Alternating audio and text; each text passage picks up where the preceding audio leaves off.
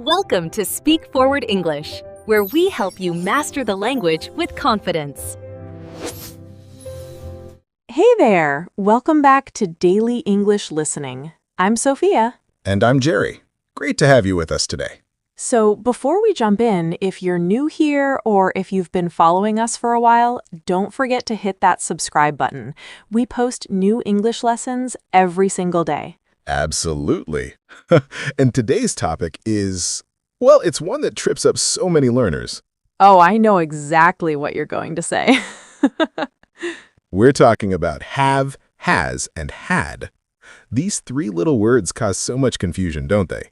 They really do. And the thing is, once you understand the pattern, it's actually not that complicated. Right. So let's break it down step by step. Should we start with the basics? Yeah, let's do that. So have and has are present tense. You use have with I, you, we, and they. Exactly. For example, I have a car. You have a beautiful house. We have 3 dogs. They have a meeting today. Perfect examples. And then has is used with he, she, and it, third person singular. Right. So you'd say, he has a new job. She has 2 brothers. It has 4 wheels.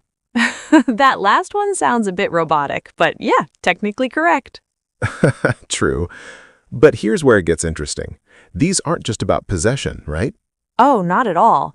That's actually what confuses people. Have and has can show possession, like we just did, but they're also used to form the present perfect tense. And that's where had comes in too for the past perfect.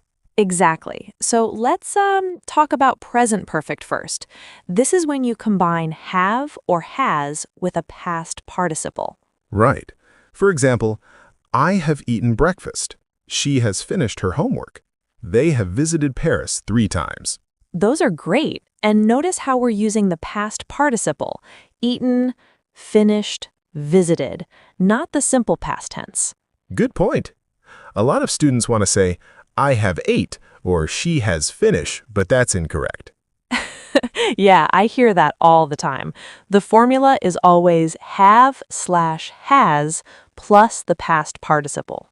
So, when do we actually use the present perfect? That's the big question, isn't it? It is. Okay, so there are several situations. One of the main ones is when you're talking about an experience that happened at some point in your life, but the exact time doesn't matter. Right. Like, I have been to Japan. You're not saying when exactly, just that the experience happened. Exactly. Or she has read that book. We don't care if it was last week or 5 years ago. Another use is for actions that started in the past and continue to the present. Oh yeah, like I have lived in New York for 10 years. You started living there in the past, and you still live there now. Perfect example. Or, he has worked at that company since 2015. Notice the time markers there too, for 10 years and since 2015. Those are really common with present perfect. Yeah, for with a duration and since with a specific starting point. Right. So you'd never say since 5 years. That would be for 5 years. Good clarification. And you wouldn't say for 2015, that would be since 2015. Exactly. Now, should we talk about had? Let's do it. So had is the past tense of both have and has. Right. It's used for all subjects. I, you, he, she, it, we, they. They all use had in the past. So simple past would be like, I had a headache yesterday. They had a great time at the party. But had is also used for the past perfect tense, which is had plus a past participle. This is where it gets really interesting. The past perfect is used when you're talking about something that happened before another past action. Right, so you need 2 events in the past, and you're making it clear which one happened first. Let me give an example.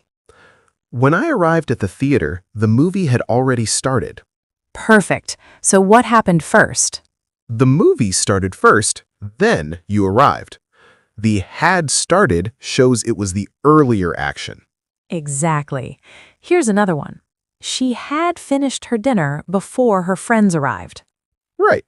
Finishing dinner was the first action. Friends arriving was the second action. And notice we only use had for the action that happened first. The second action uses simple past. That's a really important point. You wouldn't say her friends had arrived in that sentence because that wasn't the earlier action. Right. Although, you could say, her friends arrived after she had finished her dinner. Same meaning, different structure. True. The key is just identifying which event happened first and using past perfect for that one. Let's do a few more examples because I think this really helps solidify it. By the time we got to the airport, our flight had departed.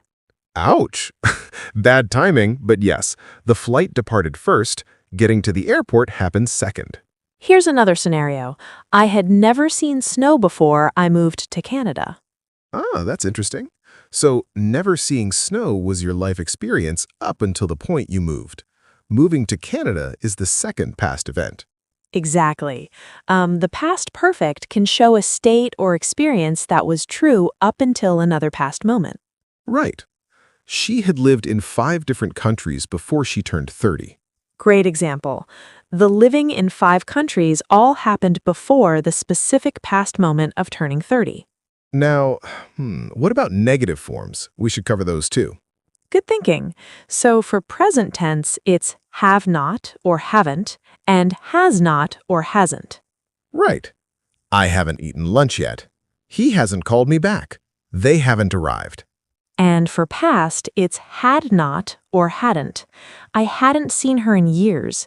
They hadn't expected that to happen. And of course, for past perfect negative, she hadn't finished her work before the deadline. Exactly. Now, what about questions? Should we go over those? Definitely. So for present perfect questions, you just invert the subject and have or has. Right. Have you ever been to Italy? Has she finished the report? Have they called you yet? And for past, had you met him before the conference? Had they finished dinner when you arrived? Perfect. Now, here's something that confuses people, the difference between present perfect and simple past. Oh yeah, this is huge. A lot of learners want to use them interchangeably, but they're actually quite different. Right. So simple past is for completed actions at a specific time in the past. I visited London in 2019. And present perfect is for experiences without a specific time, or for actions that connect to the present. I have visited London. Exactly. If you mention a specific time, you have to use simple past. You can't say, I have visited London in 2019. Right. That's just grammatically incorrect. The specific time marker forces you to use simple past. Another difference, present perfect often has present relevance. Like, I have lost my keys suggests you still don't have them now. Right. But I lost my keys yesterday is just reporting a past fact. Maybe you found them later, maybe you didn't. Let's give some more contrast examples. She has worked here for 5 years versus she worked here for 5 years. Ooh, good one. The first means she still works here. The second means she doesn't work here anymore. Exactly. The present perfect connects to now. The simple past is disconnected from now. Here's another. Have you done your homework? Versus, did you do your homework? Both are asking about homework, but the first one is more about the current state. Is it done now? Right. The second is more about a past action, maybe asking if you did it at a specific time, like last night. These are subtle differences, but they matter. Native speakers feel the difference even if they can't always explain it. That's so true. We use these correctly without thinking about it. Okay, let's talk about some common mistakes. What do you hear most often? Well, confusing has and have is probably number one, like saying she have a dog instead of she has a dog. Yeah, or the opposite. I has a question. That sounds really funny to native ears. Another big one is using the wrong past participle. I have went instead of I have gone. Oh, that's so common. Or she has did it instead of she has done it.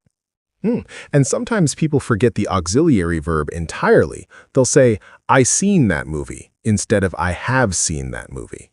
Right. That's actually common in some dialects of English, but it's not standard grammar. Another mistake is mixing up present perfect and past perfect, using had when they should use have, or vice versa. Yeah, like saying, I had finished my homework when they mean it's done now, should be, I have finished my homework. Exactly. And sometimes people overuse past perfect when simple past would be fine. Right. You don't always need to use past perfect just because you're talking about the past. Only when you're showing which of two past actions came first. Exactly. Let's do a quick practice scenario. I'll give a situation and we can both make sentences. Ready? Sure, go for it. Okay. Imagine you're talking about your experience with learning languages. All right. I have studied 3 languages in my life. Good. I started learning Spanish when I was 12, but I had already learned some French from my grandmother. Oh, nice. By the time I graduated high school, I had become fluent in Spanish. Perfect use of past perfect there. I have been practicing Japanese for 2 years now. But I haven't achieved fluency yet. When I first started learning Japanese, I hadn't realized how difficult the writing system would be. Great example. See how we naturally used all 3, have, has, and had in context? Right, and they all served different purposes. The present perfect for experiences and ongoing actions, the past perfect for earlier past actions.